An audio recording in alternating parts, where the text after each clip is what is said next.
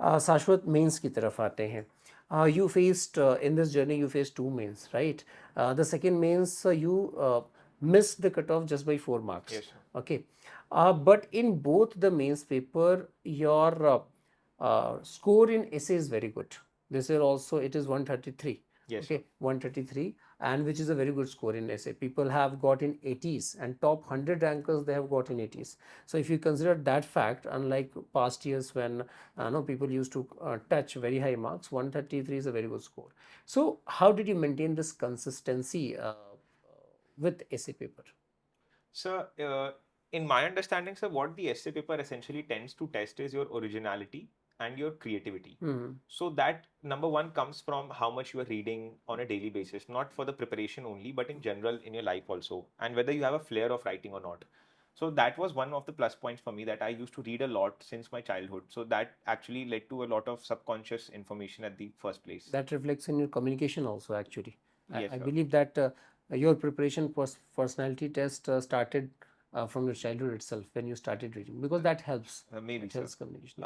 But having said that, sir, I made sure that essay is one of those papers which is very highly neglected by the aspirants, and therefore they tend to think that this is just another GS paper, and they would use their GS knowledge to write an essay.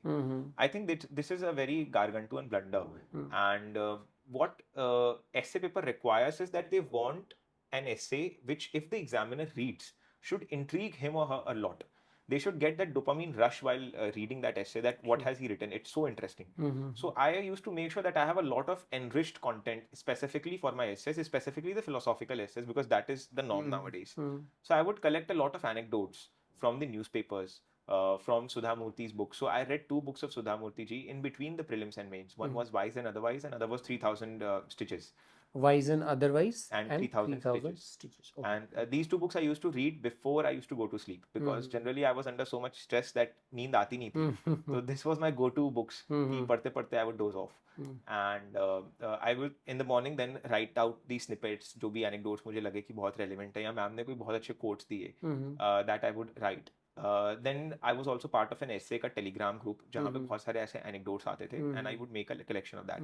So examples of various personalities like Chengiz Khan, Benjamin Franklin, Anne Frank, जो generally अब GS में नहीं पढ़ते नहीं हैं, पढ़ते हैं. वो आप ऐसे में अगर लेकर आएंगे तो बहुत इनोवेटिव बनेगा. True, true. Second was that I was also part of ma'am's essay program Essay here, program.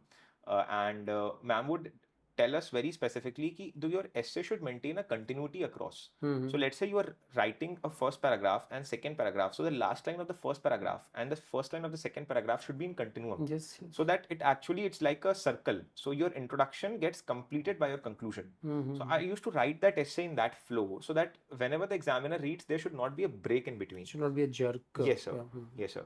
And the third thing that I would do is that I would enrich a lot of content from ma'am's class only about poems. So I would write in the conclusion poems of Robert Frost, or of Tagore. Rabindranath Tagore, or I would write songs of Michael Jackson, Bob Dylan, and Rudyard Kipling's If. These are some of the poems and statements from Bhagavad Gita that I would take up, and this helped me a lot in enriching a lot of content in the essay.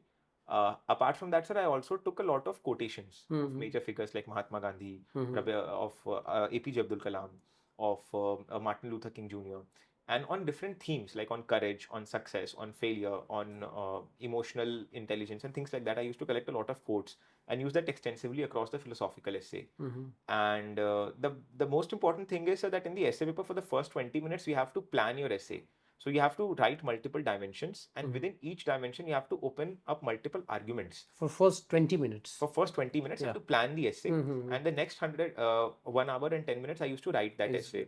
And the same I used to repeat for the second essay as well.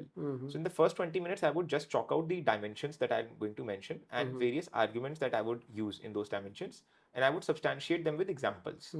And I would start my essay generally with a very solid anecdote that would set the essay straight, and supplement that with a thesis statement, which is basically the proposition of my essay, that what my essay essentially wants to propose to the reader, and then conclude eventually with a very solid conclusion that would complete my essay to the top, to the introduction. Completing that. Yes, sir. And I would conclude with a very good either a quotation or another anecdote, or if I've created a character in the introduction, then I would use let's say if the character is A and A is facing this, then I would conclude ki when we will create an India where A also gets this.